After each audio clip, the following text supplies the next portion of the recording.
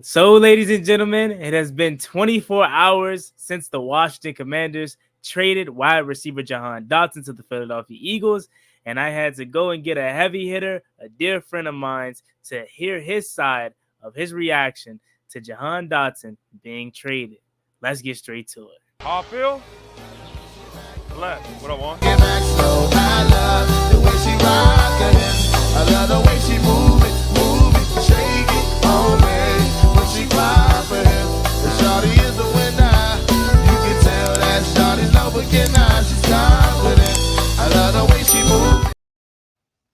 YouTube, what's going on? It's Juan Gotti here. We have the Washington Commanders video, and in today's video, I'm coming on here with the video where we're going to be talking about the Jahan Dawson trade 24 hours later, featuring my man Pedro Schmith. So without further ado, let's get straight into today's video. But before we do, make sure you guys go down below, leave a like on this video, subscribe to the channel if you are new, turn on post notifications so you can notify when I upload new videos like this to the channel. We're on the road to 8,000 subscribers, so we greatly appreciate if you reach that goal as soon as possible. Thank you so much. And also subscribe to the Twitch or follow the Twitch, Chewy IRL. That link is down below in the description, as there is where I will be streaming the games this season. Alrighty, my man Pedro, what's going on, bro? It's been a little minute. You know, we haven't collabed or did a live in some time now, but I already knew once this news broke, I had to go and get my guy Pedro Schmith. Pedro, how you doing, my man? I appreciate you for joining today. Yeah, man, doing good. Yeah, it's been a minute, and yeah, just haven't done a live in a while. But hey, first, I guess yesterday was the first live I've done in a while, but second live, have to collab with you. And yeah, a little over 24 hours after the trade, and I guess it's sunk in a little bit, but definitely was a shock in the moment. Was not expecting that at Thursday at my lunchtime. Was just not expecting, especially to the Eagles. That made me a little sick. I'm not gonna lie. Yeah, man. So let's start there. Your initial reaction, like what were you doing prior to getting the news? How did you receive the news, and what was your initial reaction? So yeah, I actually got up early that day. Like I usually get up really late. I got up early because I had a doctor's appointment right when I was going to the doctor's. Cade York, that trade happened. And I was like, all right, I got a video for today. So come back, make that video. And then I'm just chilling on the couch. I think I'm watching, I don't know what I was watching like Narcos or something. I was watching some TV, and then I was like, all right, it's been a minute. I've been watching too much. Let me get up. I check my phone. Literally that second that I check my phone, it says, I get the Twitter notification like now. It says now. And then Johan Dawson, whatever, traded to the Eagles. I was like, wow. So then I just run up to this spot right here and start live streaming. I was shocked. I was really shocked. And I didn't really have time to process it again because my initial reaction was like, all right, I got to go stream real quick because this is a crazy thing. But yeah, my thoughts on the situation. I've given my thoughts, but still not really happy with it. But I think we got to give it a little bit of time and see a couple things. One, what does this final receiving core look like? Does Adam Peters bring in a Brandon Ayuk, a Cortland Sutton, or someone else? I doubt he brings in Ayuk. I just don't see it happening. We've seen recently the information that has come out that they want Terry. That's not happening. Like, we're not giving up Terry. So at that point, just wait, or they want a first round pick. At that point, just wait until next year and try to get him off free agency, or maybe they franchise tag him and you can trade for him. So that's one part of the situation. Let's see if he brings in another receiver, because the receiver room right now, you look at it, it looks nasty. I'm not like nasty in a bad way. It's not a pretty sight. But also, let's see what happens this year with DeAndre Brown, with Luke McCaffrey, maybe Zacchaeus. Let's see if one of those guys emerges. Maybe they know something we don't. Maybe they really think Luke McCaffrey is going to be that guy this year. Maybe they think DeAndre Brown is going to be that guy. I don't know. But if it ends up being a 2020, 2021, those type of seasons for our receiving core, then I think it's a bad move, because that was just a Terry and everybody else year. Both of those years, it was Terry and then a bunch of nobodies. Maybe you got throwing Cam Sims, who was solid, but like, that's not a number 2 receiver. He's not in the league anymore. So you have a young rookie quarterback, and he's like that. He's good, but you want to put him in the best situation possible. And right now, I don't know if we're putting him in that situation. But again, that's why I'm saying we got to wait a little bit, see if we bring in another receiver and see if any of those other receivers in this core step up. Yeah, man. I mean, my reaction is pretty similar to yours. I made a K York video and I had that set posted and ready to rock and roll at 12:45, and I was just in the bed cooling, and my man's had called me, like my friend had called me, because for some reason, even though I have like Bleacher Report on my phone and stuff like that, I don't get no notifications from anything. So the only time I know about Washington Commanders news is once I get on Instagram or Twitter, and then I see it just right there. I don't even have the Instagram notice on for the team or whatever. So I like every time something breaks, it's like really new to me. And I was just chilling, and my man said, call me, was like, how you feeling? You mad? I was like, nah, why would I be mad? He's like, y'all just traded Johan Dawson. I'm like, what? I was like, what? He's like, yeah, to the Eagles. I said, oh, you trolling. Like, are you not being for real? And then boom, I get on Instagram and I see the picture on JP Finley's Instagram. Washington trades Johan Dawson to the Eagles. And similar to you, as soon as I saw that, I said, yo, nah, I have to go live. Like, I went live. I didn't even try to make a video. I instantly just jumped on the live stream and was like, I have to go live, because like that is raw emotion, real reaction in the moment. And it was just like, what the heck? And like to this day, even though it was just yesterday, to this day, I think I'm more just upset that it was to the Eagles. I really don't care that Johan Dawson got traded. I already knew kind of the writing was on the wall about Johan Dawson being traded. It's just like, you telling me you couldn't find 31 other teams to trade him to? Like, even the Cowboys and Giants I would have been fine with, even though I really don't want that either, but I would have been fine with it. But you trade him to an already loaded Eagles roster. Man, it for me, it sucks in that aspect. Initially, I didn't like the draft capital because I'm like, Johan Dotson, to me, he doesn't suck. I know other people are down on him. They don't think highly of him. But to me, he doesn't suck. It's a reason he was a first-round pick. It's a reason why everybody was on him rookie year saying, oh, we finally got the help for Terry. We finally got this number 2 wide receiver for Terry, because you seen the flashes in the rookie year. And then last year, he had a down year, and I don't put a majority of the blame on him. I think it was majority the Eric Bieniemy and the coaching staff is the reason why he failed last season. And now people were souring on him as if he's just trash. So I didn't like the compensation for what we got for him.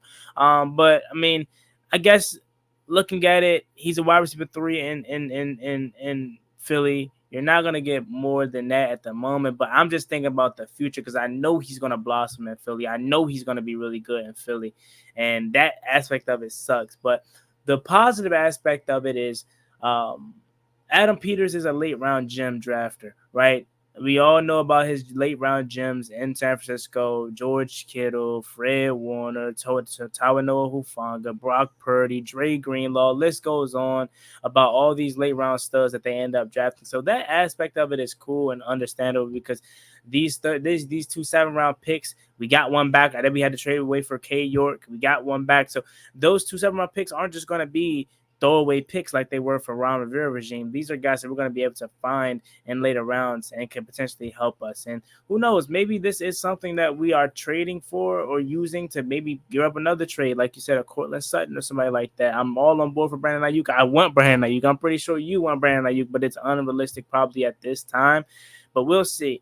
Jahan Dotson for me, and I'll let you go. I made a video on that when it first happened, before the beat reporters or Beat Brian Mitchell came out and said what he said. Like, I made a video on it because I'm just a fan, but I know football, and I was like, it's something going on with Jahan Dawson, and why is he playing into the later stages of the second quarter if he was supposed to be a starter in the first round pick? It's something going on.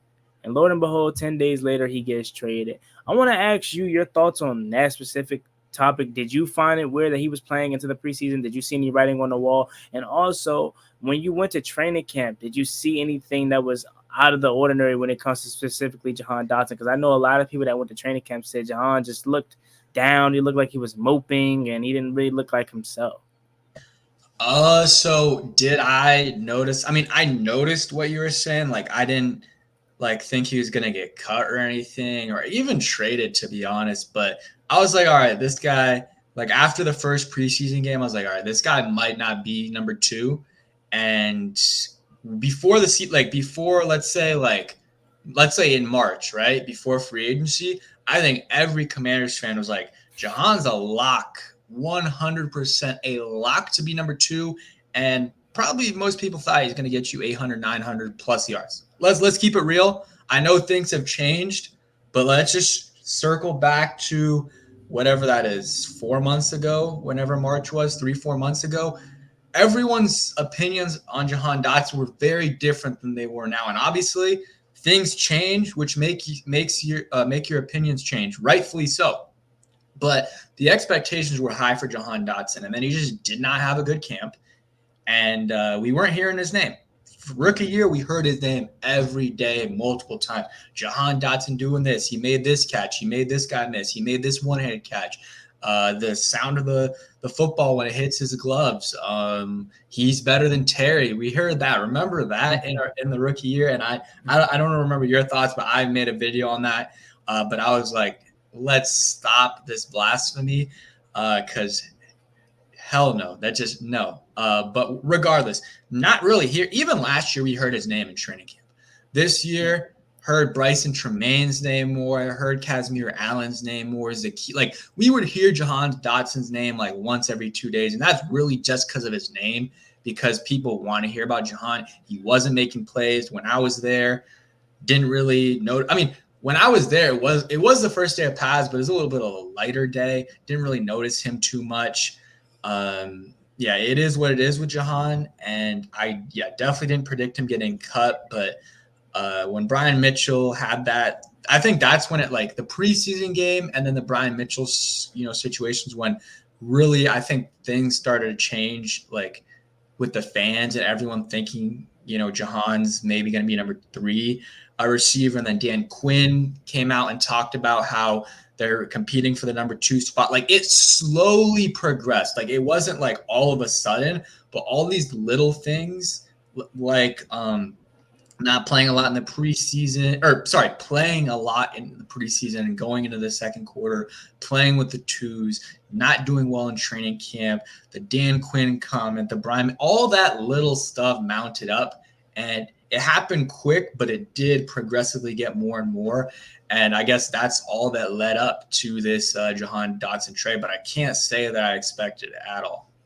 Yeah, no, I understand you 100%. Again, we were looking at it from a standpoint of like, I understand he's having a down training camp, he's having a down preseason, but we're not good enough at that room to be cutting or to be trading guys. If anything, we need to be adding guys, as to why we always tried to go get Brandon Ayuk. We tried to go get other guys that we feel like could add to this room because we felt like it wasn't talented enough.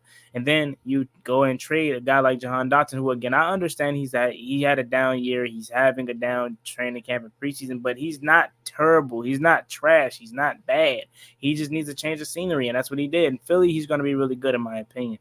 And Washington, I'm not saying we lost this trade or anything like that. That's not what I'm saying. But what I'm saying is that I don't think we're talented enough to be letting go of guys like Johan Dawson caliber, who I think can contribute to this team. Was he a bad fit? Was he not a good fit for this specific regime? Yeah. So that's probably why they traded him. But again, talent wise, he still has a lot left in the tank.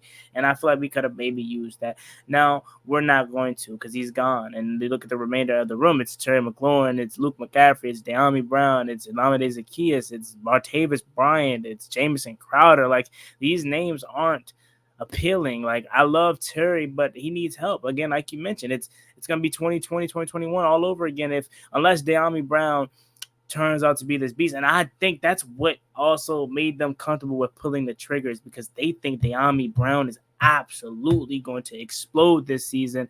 And you can see it in the preseason. If it's not Terry McLaurin, exactly. If it's not Terry McLaurin, it's DeAndre Brown who's getting all the targets in preseason and in training camp. So maybe they pulled this trigger, felt comfortable doing it because they think highly of him on a whole nother level. How do you feel about DeAndre Brown? Do you think, even though the first 3 years of his career he really wasn't nothing, do you think he's ready to fill the shoes of wide receiver 2, and your overall expectations for DeAndre this season? I mean, he's going to have to. I mean, he's the only guy I really think could be the number 2. I mean, let's think about it. Luke, like, I like him, but like, he just switched to receiver like 2 years ago. So he was a quarterback. He's still a little bit of a more raw prospect than these other guys. So it's going to take him a little more time to develop. He might have to develop quicker now, but I think 2 is a little bit bold for him. So it's going to have to be DeAndre. And I'm not going to really – I don't expect anything, like, in terms of, like – I mean, he's obviously – if he's number 2, he's going to put up some numbers. But the first 3 years, he hasn't shown me anything to be like, you know what?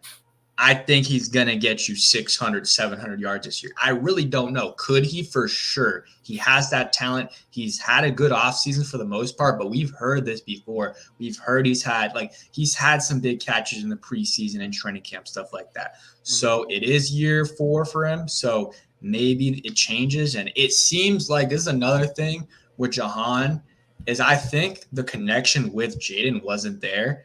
Yeah. And I've said this so many times, like when I've been talking about Jahan the last week or so, with number 1 receivers, almost regardless of the quarterback, they're going to get you the ball, right? Like a 1's going to be a 1 almost everywhere, and the quarterback is going to feed that 1. Sometimes not, but usually, yeah. But the 2s and 3s, if they're kind of close in talent or production, it might, differ between quarterbacks. So some quarterbacks might like Jahan a little bit more. Some quarterbacks might like DeAndre a little bit. It seems like Jaden liked DeAndre more in terms of who he wanted to throw to, who he had a better connection to.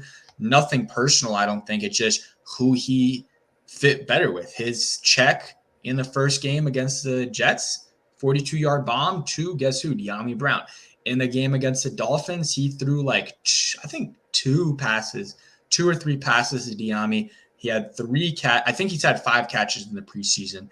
And some of them were like before he even got out of his break, Jaden's throwing it to him. So that shows the connection they have, and maybe that he didn't have with Jahan, which is why they were willing to move on from Jahan and trade him. So I'm not going to put these huge expectations on DeAndre because he just hasn't put it together yet. But I think they are because he's their number 2. So I'm hoping DeAndre can step up and get you. I mean, a number 2, realistically, he wants 700 plus from him. I don't know if DeAndre's going to do that, but hey, 500 plus would be nice. He hasn't done it. He hasn't gotten you 200, I don't think. So let's see what he does this year.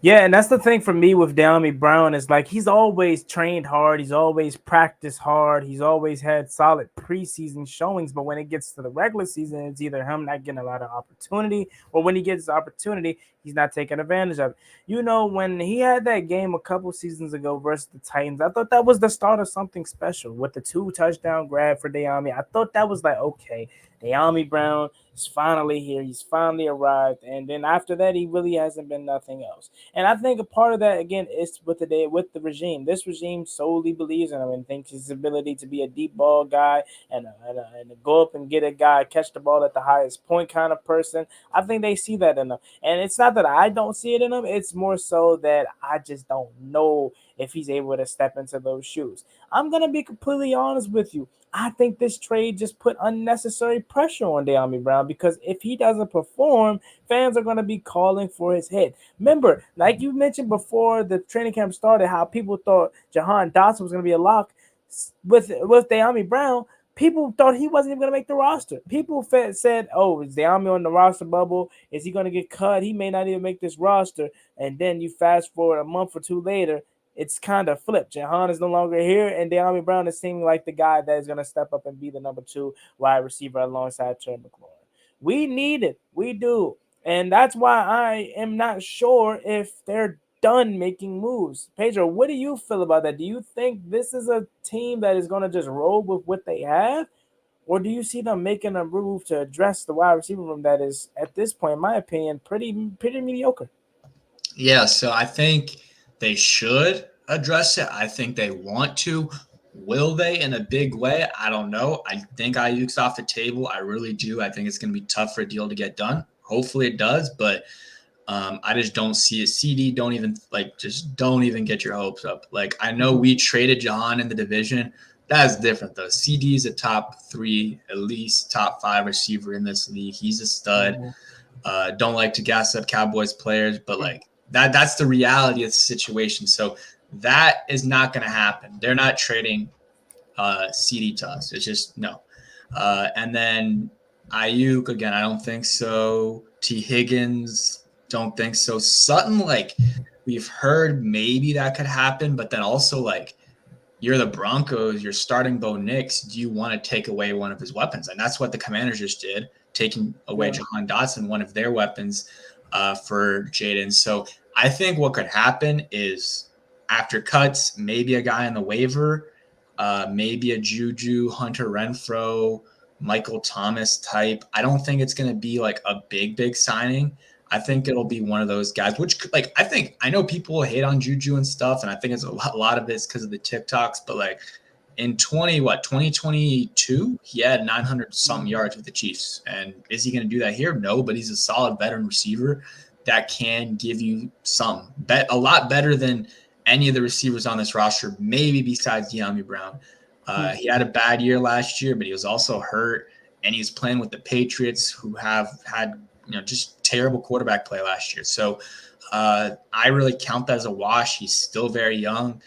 I'm straight. Like, I would be fine with Juju or even Hunter, like any of those guys. Add a veteran in, see what they do. If they're not meshing with the system or with Jaden, then okay, you can move on from him. But do it kind of what you did with Martavis Bryant, just a little bit better player, just because Martavis hasn't been in the league since 2018.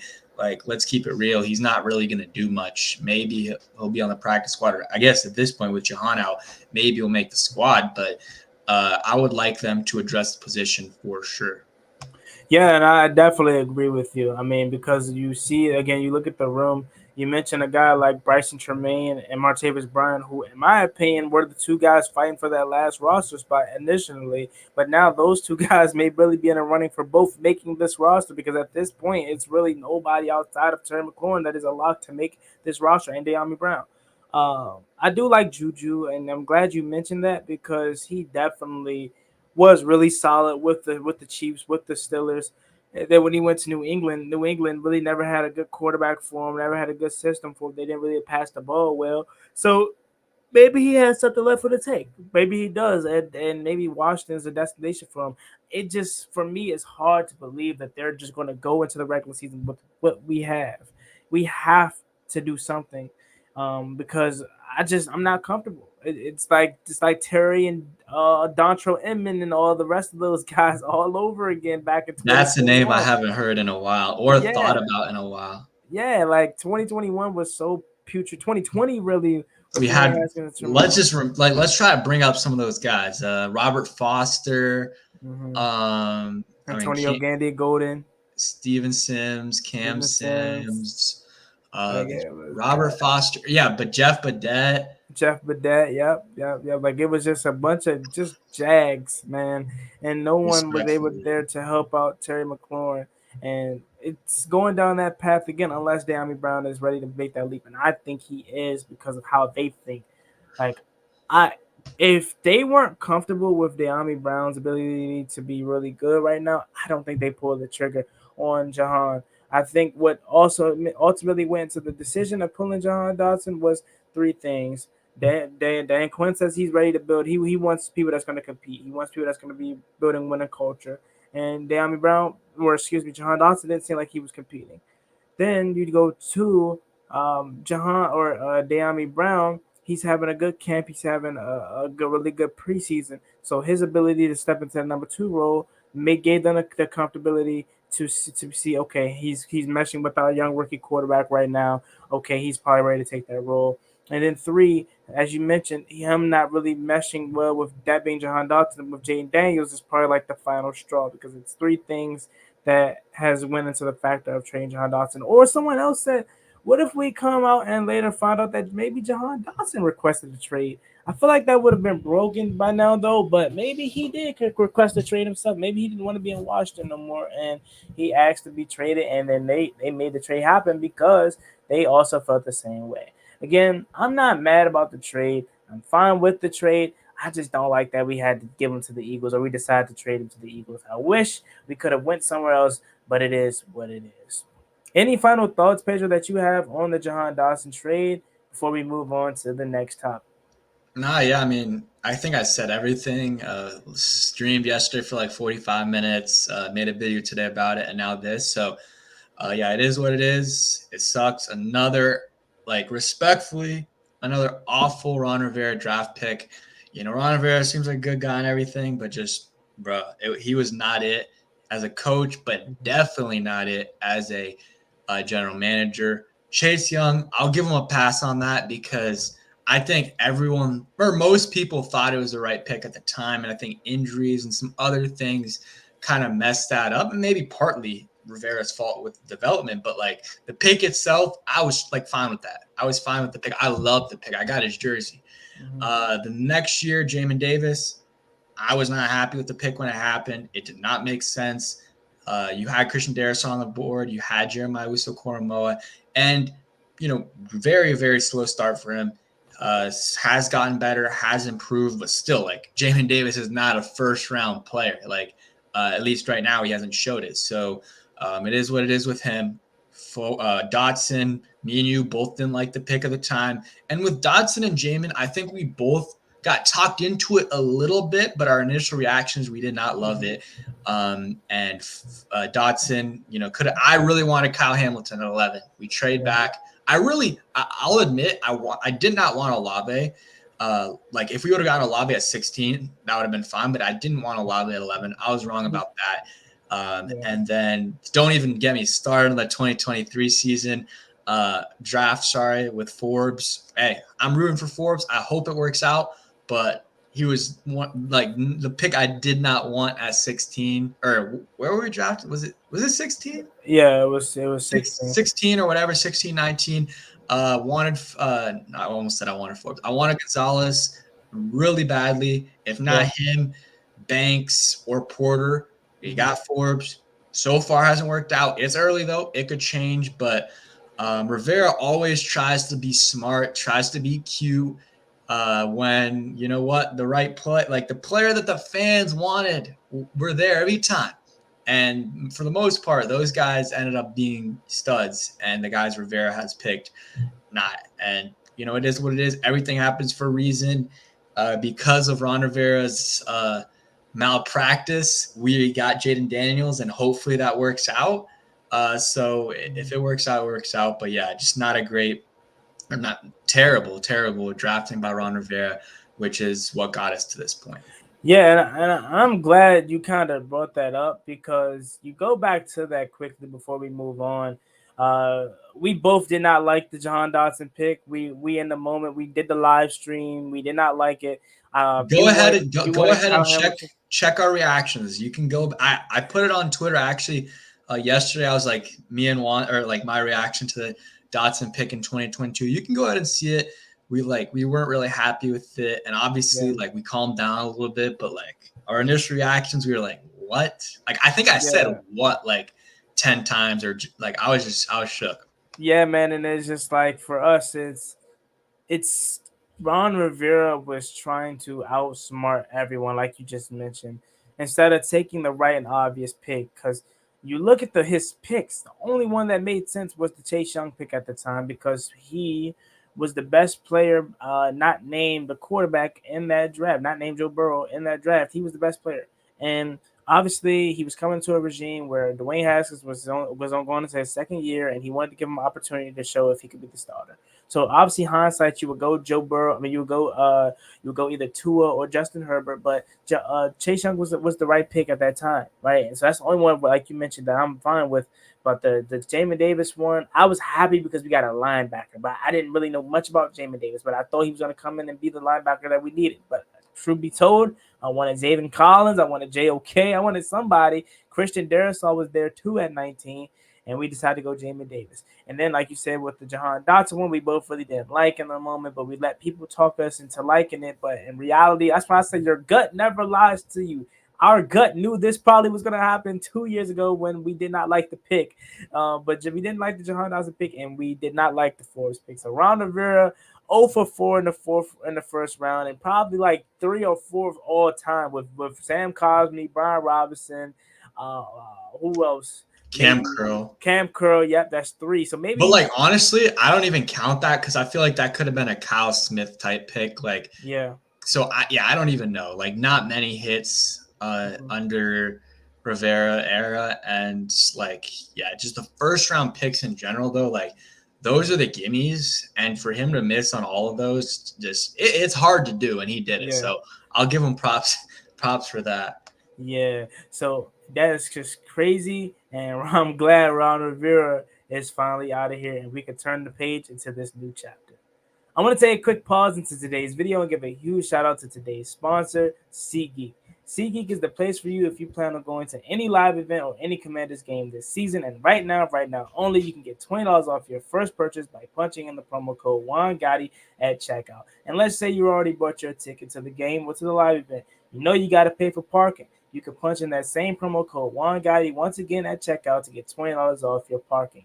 Use it while you can because this is a limited time offer. Enjoy the rest of the video.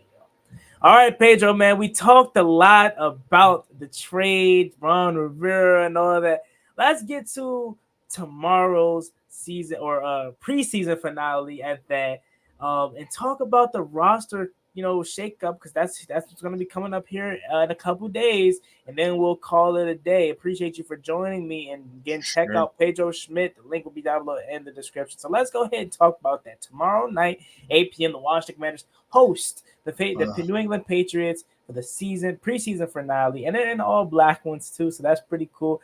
What are your initial thoughts about that? How do you see that playing out? Do you see teams like the Colts playing Anthony Richardson in the preseason finale? Do you think Washington's going to take that route with Jay Daniels? If not, would you do it yourself? And again, what are you looking for tomorrow in the preseason finale? Man, first off, 8 p.m. is rough, bro. 8 p.m. is a rough, like, for a preseason game, bro. That's not how I want to be spending my Saturday night, to be honest. But hey, it is what it is. We'll see how. I mean, they already announced Jaden's not playing, so so really, like, it's gonna be the Jeff Driscoll, Trace McSorley, and then maybe Sam Hartman show. Like, it's not gonna be a fun game, guys. I'm sorry, like I'm supposed to hype it up or whatever, but like, nah, this is not gonna be a fun game to watch. I think they're really gonna be watching out for the young guys, obviously, like Luke McCaffrey, DeAndre Brown, if he plays. I don't know if he's gonna play, but Luke McCaffrey, Ben Sinnott, dude, like, I still don't know how to pronounce his name because like it looks like Sinnott, but then I was told Sinnott, but like I don't know. I still hear people saying Sinnott. I don't know, whatever. But watching him play.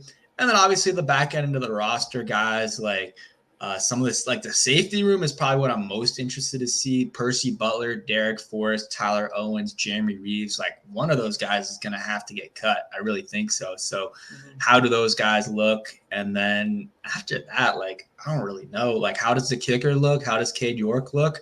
I guess that's one of the biggest things. Maybe running backs, how Casimir Allen and how the return game looks. But honestly, guys, this is going to be a snooze fest. Like 8 p.m. Damn. Yeah, I definitely get you. Yeah. I definitely understand where you're coming from, man. It's like, dang, why couldn't this be a 12, 1, 2 o'clock game? Get it out the way. But 8 p.m., having to wait to that, sit through all 3 of those hours for that it is a little rough. But at least we get, like you mentioned, we got the Cade York thing. I hope we can see as many field goals as possible for him because, again, this isn't no scrub we just traded for. We gave up draft capital, so he better be good. I like Jeff Driscoll. I think Jeff Driscoll should be QB2. I don't think he is should be behind Marcus Mariota. Marcus Mariota isn't even in the regular season yet, and he's already hurt. So it's like, if anything happens to my first quarterback, or my first quarterback has to miss a series or two to, get some tape on his hand or helmet fixed, whatever may be the issue, I trust Jeff Driscoll more than I trust Marcus Mariota. So I don't know if Jeff Driscoll's going to make this roster. I think he should, but I think he gives these guys the best opportunity to show if they can be, make this roster. So guys like Martavis Bryant, guys like Bryson Tremaine, Luke McCaffrey, and Sennett, like these guys that Kaz are Allen. Kaz Allen, yep, these guys that are going to be out there tomorrow are going to be having an opportunity to show what they can do because of what Jeff Driscoll's ability. And I don't know about Sam. Sam Hartman was fine. Trace McSorley, I like the song, throw it on a dime. Like that's all I know him for. But like as far as a player, he's not that good. So tomorrow's going to be rough. But if you had to say one thing that you are looking forward to and one thing that or a couple players that are on the roster bubble for tomorrow and must have a good preseason finale to even give them an opportunity to make this roster, who would it be? And what I would mean, I guess what I'm looking for is just Cade York. Let's see how he does. Hopefully, he does well.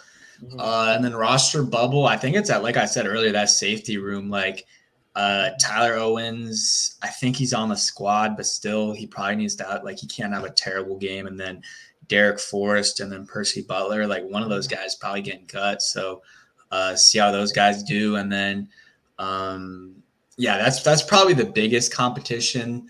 And then, some of the offensive linemen, the backups, Braden Daniels, Ricky Stromberg, like, are those guys going to make it? Both draft picks from Ron Rivera last year, 3rd and 4th round picks, going to be gone after 1 year, maybe one of them or two of them. And besides that, like that's really what I'm looking for. And seeing some of these young guys ball out, really. Yeah, you talk about that safety room, somebody's getting cut. People really throw Jeremy Reeves in that discussion? It's hard for me to believe Jeremy Reeves gets cut solely because of his special teams ability. And maybe this regime doesn't care too much about that, or this regime feels like they could find other all-pro potential or other guys that can play gunner and be one of these really good special teams guys. It's just hard for me to throw Jeremy Reeves in that discussion. Yeah, I mean, it's just that you got Tyler Owens right now, who is a stud at special teams, and maybe they think he can develop into that type of player. You got Percy Butler, who literally was drafted to play special teams, and then Derek Forrest can probably do it as well. He's a great tackler. So I don't know. That's probably what people are thinking. I think Jeremy's going to make it, especially since they signed him to a 2-year deal. Yeah. But if they didn't do that and it was a 1-year deal, then I could see him getting cut, to be honest. Yeah. Offensively, before we get out of here, Martavis Bryant, do you think he gets a lot of opportunities tomorrow? And how do you feel about him making this roster? Because after hearing him speak, like I was quick to dismiss it at first. I was like, he's older. I don't really think too much of him. But recently with the Johan Dawson trade, with hearing him speak, hearing how he carries himself, he seems hungry. He seems eager for an opportunity to make this team. And also we need a big body receiver. Like that's why I penciled in Bryson Tremaine to make my roster, because I'm like, we need a big body guy, 6'4", 6'5" guy to go up and climb the ladder and get it if need be. So your overall thoughts on that back end of those guys, Bryson Tremaine, Mitchell Tinsley, those guys, but more specifically Martavis Bryant and his likelihood to make this roster. Man, I haven't even thought about Tinsley in a while. I don't think he's making it. I'm trying to think. Davion Davis. Yeah, he's not making it. Martavius, I don't know, man. I think he's definitely gonna get opportunities. He needs to ball out. If he makes like one play where you're like, damn, like Bryson Tremaine ain't making that play. Byron Pringle. Yeah, Byron Pringle ain't making that play. Like, if he just needs one of those, to be honest. He doesn't need to show it over 4 or 5 different catches. If he shows one catch where it's like, damn, that's that Martavis Bryant from whatever 2016 or whatever his best year was, then maybe he'll make it. Then the other guys, Tremaine, I don't know. I like, who really is gonna pick up Tremaine? Right. Like, so that's why, like, no disrespect to Tremaine, but I think he's like a lock to not, I mean, pretty close to a lock to not get picked up by another team if you release him, and you can bring him on the practice squad. And he's got that connection to Tavita Pritchard. So I think he's not going to make it. Maybe Kaz Allen makes it. Marcus Rosemary-Jackson, nah, like none of those guys. Like I think some of them are practice squad guys, but Martavis Bryant, he definitely could make it. I don't know if he will. It really depends. I mean, the thing is also though, no one's going to pick up Martavis unless he has an insane preseason. He's been out of the league since 2018. People have had 6 years to pick him up, right? Right. Like no one's going to pick him up. So the Commanders can probably keep him on the practice squad as well. So that's kind of my thoughts. Yeah, no, and when you talk about a guy like Bryson Tremaine that can go into the practice squad and potentially come back because no one's gonna be picking him up, I'm not gonna say I disagree. I understand that, but I think he may make this roster because again we need a big body receiver. We don't have that, and also with the recent trading of Johan Dotson, it's like we have these. I feel like that opened a spot for a guy like Bryson Tremaine or Martavis Bryant. So I understand you, but I don't know. I like Bryson Tremaine, and I No, feel I like like he him made too. He's been a making couple plays of for sure. solid plays. Before we get out of here, I do want to talk about Michael Wiley. Michael Wiley, I think, is the running back 3. Have you seen anything from Chris Rodriguez this year? That is really probably one of my disappointments because going into the regular season, or this training camp, I was like, okay, the running back room is a lock. It's Brian Robinson, it's Austin Eckler, and it's Chris Rodriguez Jr. I haven't seen nothing from Chris Rodriguez Jr., and I have taken a strong liking to Michael Wiley.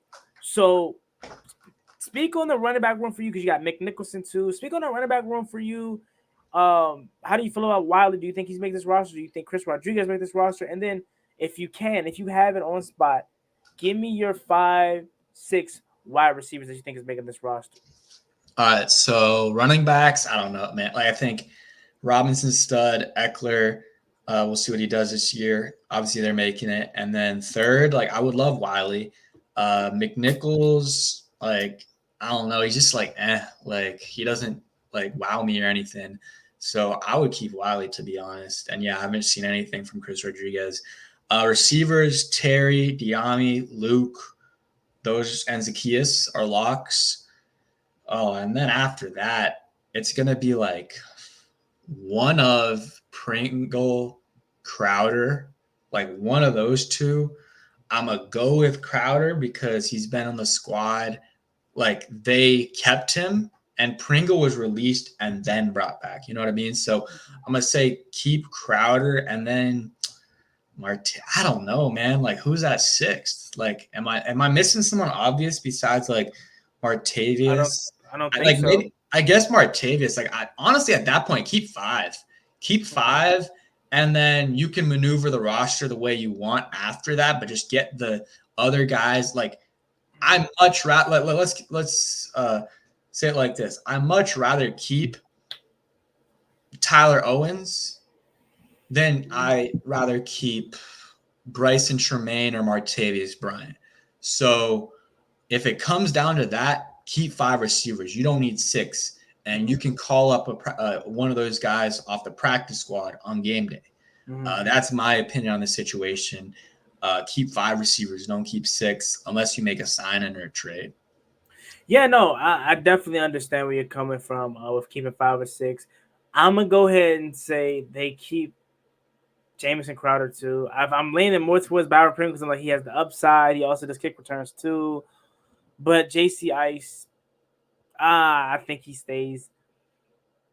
I want to say they keep 6, and I will go Terry, Diami, Luke, Lamade, Bryson Tremaine, or no, Martavis Bryant, and then I would go Jamison Crowder because Jameson could do kick returns and Lamade could do punts or flip flop. You know what I'm saying? Running backs, that's 3.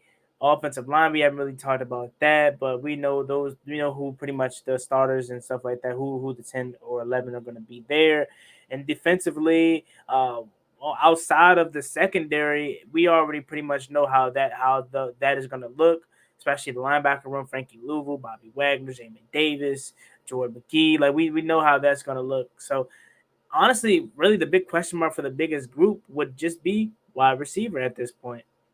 So with that being said, Pedro, I appreciate you for stopping by today, taking time out your Friday to join my channel and talk about the Jahan Dotson For trade sure. and the team for about 45 minutes. Any last words that you have for the people out there? Let them know what you have on your mind and where they can find you. Yeah, man, nothing much. I think I said it everything in this stream. It's good to be back on the channel.